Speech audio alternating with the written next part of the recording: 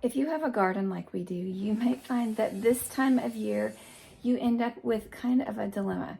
You have random piles of things, tomatoes, eggplants, green beans, but there's not enough to can, but too much to eat in one meal.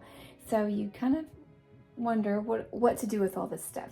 So I've been dehydrating some things in our dehydrator like herbs and tomatoes, but now we are actually at the end of our tomato season. Makes me really sad because they have been so delicious, but we don't have a lot anymore. We probably will get a few more straggling in, but we're mostly at the end. We have enough green beans to eat a couple meals, but not really enough to do a full canner load. Welcome to Ridgehaven Homestead. From the mountains of Upper East Tennessee, we share snippets of our off-grid life, cabin build, and garden blessings. Pour yourself a cup of tea, sit back, and take a peek into our off-grid home and family.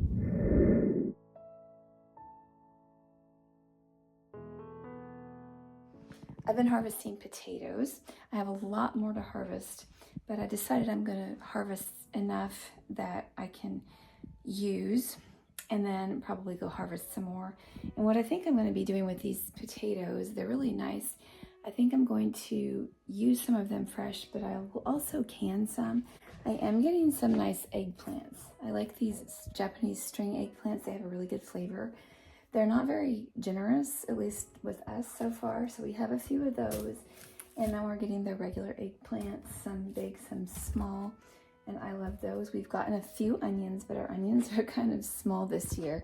And then this little pile of mandarins is waiting for the dehydrator to be empty because I will slice these like I showed you before, and we'll use those we sometimes use them for tea. But since they're not organic, I don't usually do that. It's mostly for decoration and for simmering potpourris. They make a really nice decoration. And the reason why we're not eating these is because they are kind of sour, we've discovered. I was out in the garden earlier and I harvested a fair amount of things. I harvested a small amount of a variety of different vegetables. And then the same day, my husband came home unexpectedly and he brought home this big box of vegetables. And so it's 5 pounds of potatoes, and then all these beets, onions, carrots, sweet potatoes, and there's even a cabbage in there. And so I was also thinking about that. Do I can these? We can't really eat them all right now because there's too many, but I decided there's not enough to can up. It's not going to be a full canner load of any of this, but this is all the ingredients that I need with a little bit of dill, and I can make a wonderful borscht. So that's what I'm going to make today. I do have company. Adam is here working, and that's kind of a blessing for me. So I'm going to make some borscht. We'll make some biscuits, and we'll just make kind of a little homestead meal. And I am going to try another recipe today, and that is called delicious vegan pumpkin pie cookies that wow your taste buds. They sound good to me, and they take pretty basic ingredients. It's not my recipe, but I do want to try it, and we'll let you know how it goes. I definitely think the first thing to do is get these vegetables chopped up so that we can get our borscht cooking. Who am I to look a gift horse in the mouth? When we have all this produce, we want to find a good way to use it. I love potatoes. I just dug them from the garden, but this box really kind of got me thinking.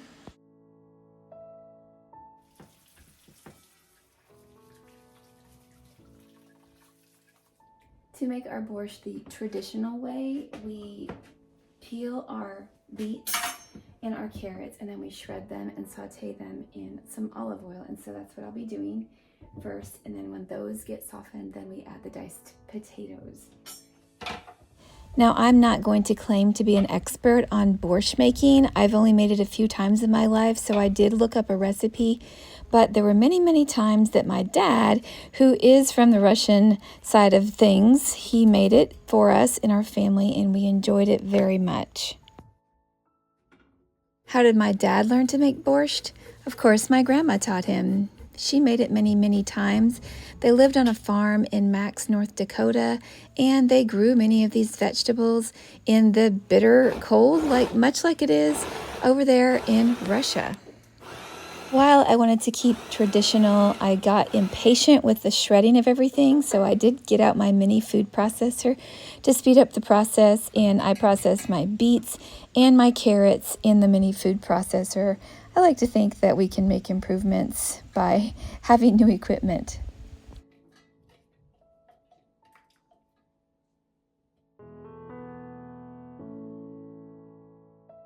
Watching this video, I realized I probably should have stabilized my cutting board a little bit better for many reasons. One, the carrots wouldn't be rolling all over, and I think it would have been a lot safer too.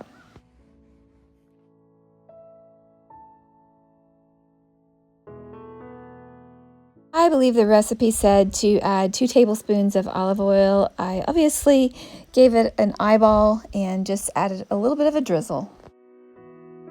I put the lid on my pot and let it cook over a medium heat, and in the meantime, I used that time to chop up my potatoes.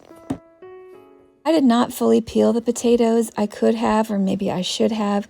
Since they were garden potatoes, I did have to spend some extra time cutting out the little bad spots and irregularities, and any place where it looked like it might hide some dirt, I chopped that out too. Our vegetables are soft now. They've been cooking for about 10 minutes.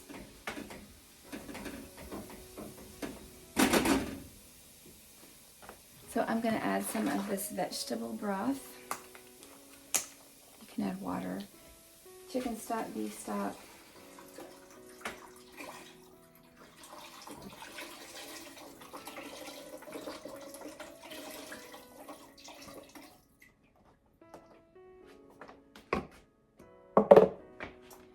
And I'm also going to add my potatoes and celery.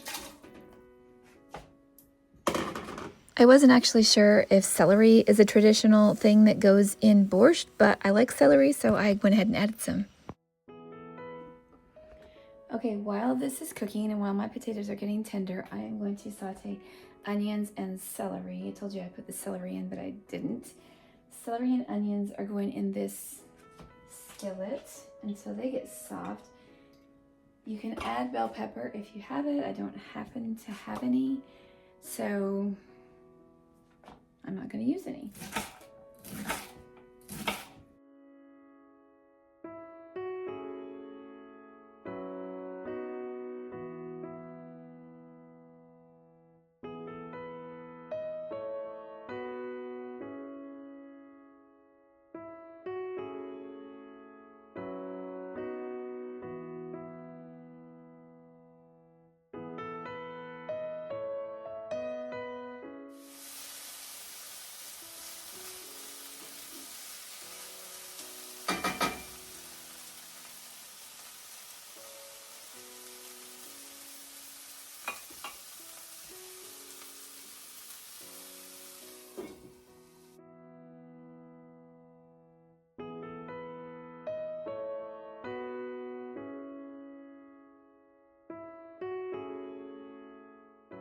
Contrary to what it looks like, I do have more than one lid, and I decided to go ahead and fish it out so that I could have a lid on both pots.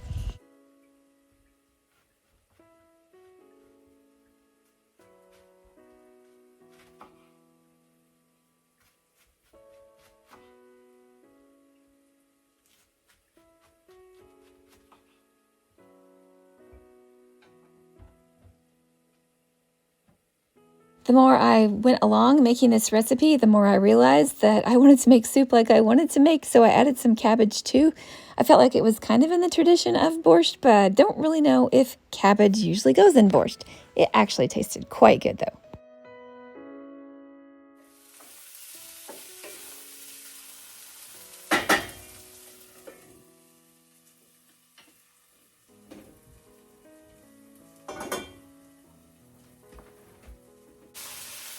I got to the phase in making the soup where I felt like I just kept stirring one pot and the skillet and back and forth.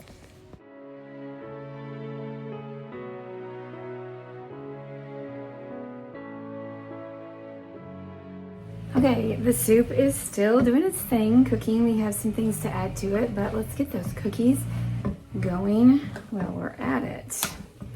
So I'm opening up a can of pumpkin puree. We're going to use 1 cup of that, which is half of it.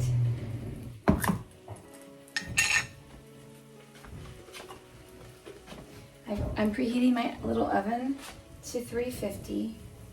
I can eyeball this because I know that it's half. Okay, next we are going to put in 1 cup of almond butter. That's a lot of almond butter. I have some almond butter. I hate to use it all for this, but I'll give it a try.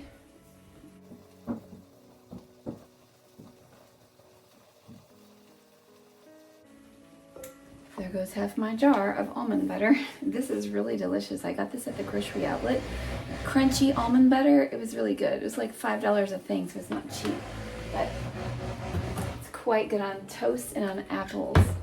The next thing we're going to add is a 1/2 cup of maple syrup. Okay, I have added 2 cups of oats, 1 teaspoon of pumpkin pie spice, 1/2 teaspoon of baking soda, and 1/4 teaspoon of salt. I mixed those together until they were incorporated, and then I have combined those with the pumpkin mixture.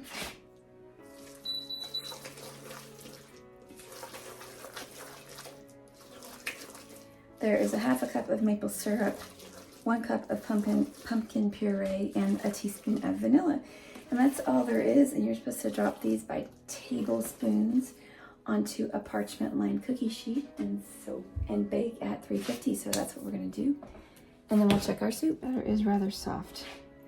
I did follow the recipe.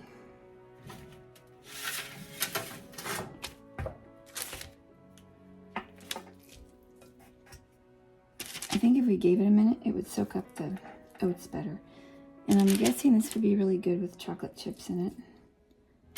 But I'm not adding those this time. Just making them like the recipe says.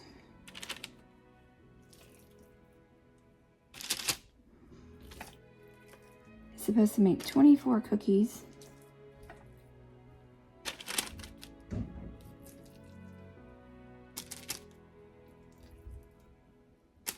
We're going to bake these for 10 to 12 minutes until they are slightly browned. And we'll see how they taste.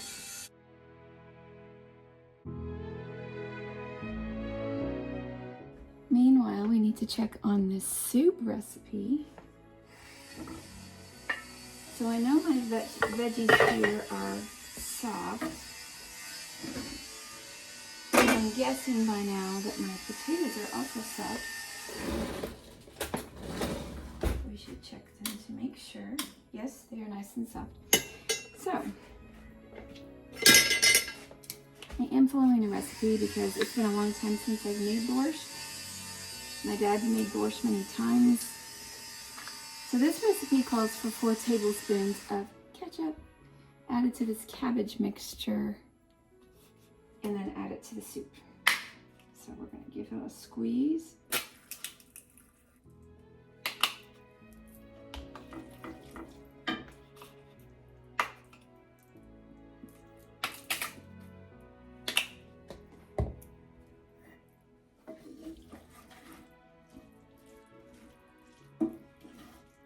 Okay, and now we are going to transfer that to this pan with our potatoes and our cabbage and everything in it. And cook it a little more.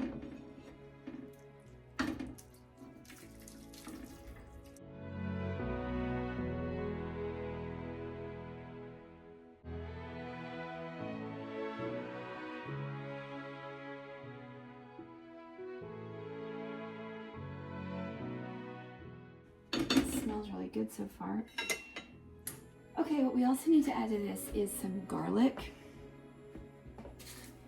2 cloves, and the recipe calls for white beans, like cannellini beans, but since Adam doesn't like white beans of any type, I am making this non-authentic, and I am going to add some pinto beans, which I just dropped on the floor.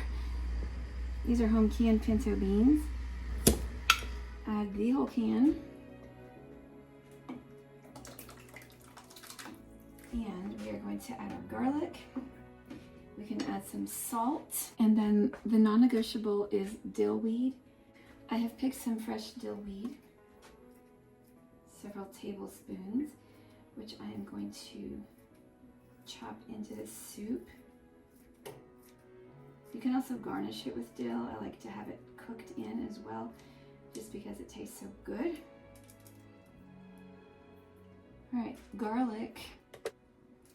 You can mince it or slice it thinly.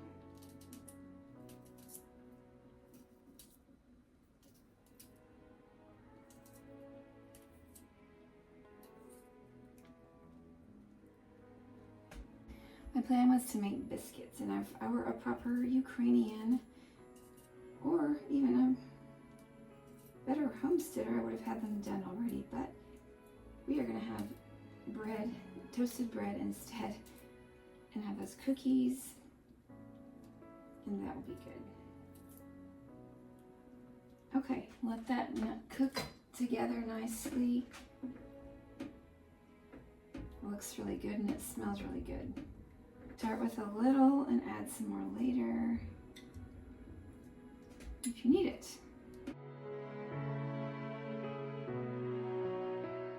I am adding lemon juice because traditional European soups have some type of sour element like vinegar or sauerkraut, something to make it more sour. The lemon juice does the trick quite well. You can see it is so red and beautiful. It's a very beautiful soup. So I'll also show you what my sink looks like after all those vegetables. Since these were real garden vegetables, there's a lot of dirt in the bottom of my sink. And if you feel bad about all those peelings, don't feel bad, because they're going to go to the compost pile and they're just going to make our garden better.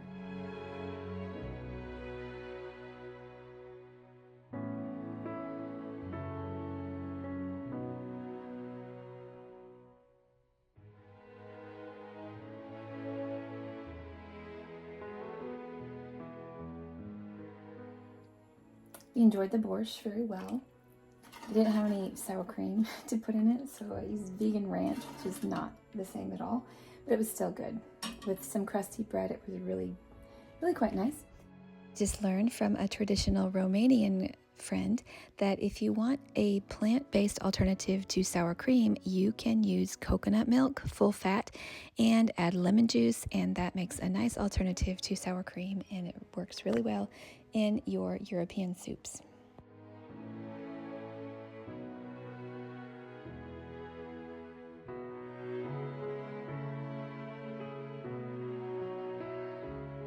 The cookies. The cookies, I don't know if they taste like pumpkin pie, but they are quite good.